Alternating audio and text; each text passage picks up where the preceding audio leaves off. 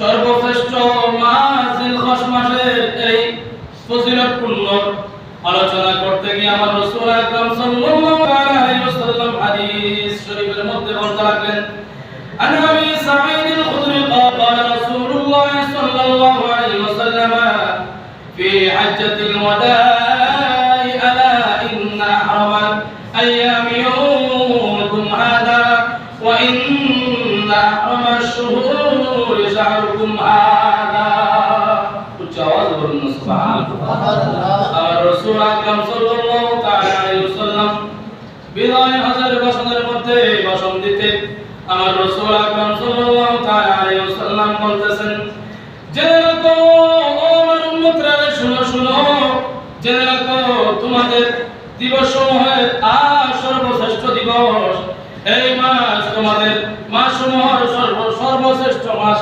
উচ্চ আওয়াজে বলুন সুবহানাল্লাহ। এই জিলহজ মাস যখন চাঁদ উদয় হয়, ওই চাঁদ উদয় হওয়ার সাথে সাথে যে বান্দারা 9টি রোজা রাখবে, কয়টি রোজা? 9টি রোজা রাখবে।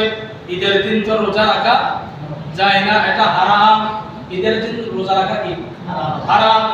এবং আরাফাতের দিনের রোজার অনেক ফজিলত আছে, কিন্তু এই 9টি রোজার কথা আমার রাসূল আকরাম সাল্লাল্লাহু তাআলা আলাইহি ওয়াসাল্লাম হাদিসে পাকের মধ্যে জানান দিচ্ছেন যে আল্লাহর বান্দা আমার উম্মতের মধ্যে এই 9টি রোজা রাখবে, 10টি রোজা রাখবে, ওই 10 রোজার কারণে ওই বান্দাদেরকে, আমার উম্মতদেরকে আল্লাহ তাআলা জান্নাত দান করবেন।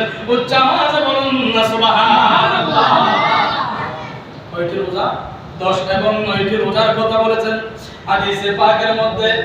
লাস্ট জিলহজ মাসের আখির রোজা এবং 9 তারিখের 9 রোজা, এই 10 রোজার আমার রাসূল আকরাম সাল্লাল্লাহু তাআলা আলাইহি ওয়াসাল্লাম হাদিসে পাকের মধ্যে বলতেছেন, একটি রোজার কারণে বান্দাদের আমলনামার মধ্যে একটি বছরের রোজা রাখার সওয়াব দান করবেন।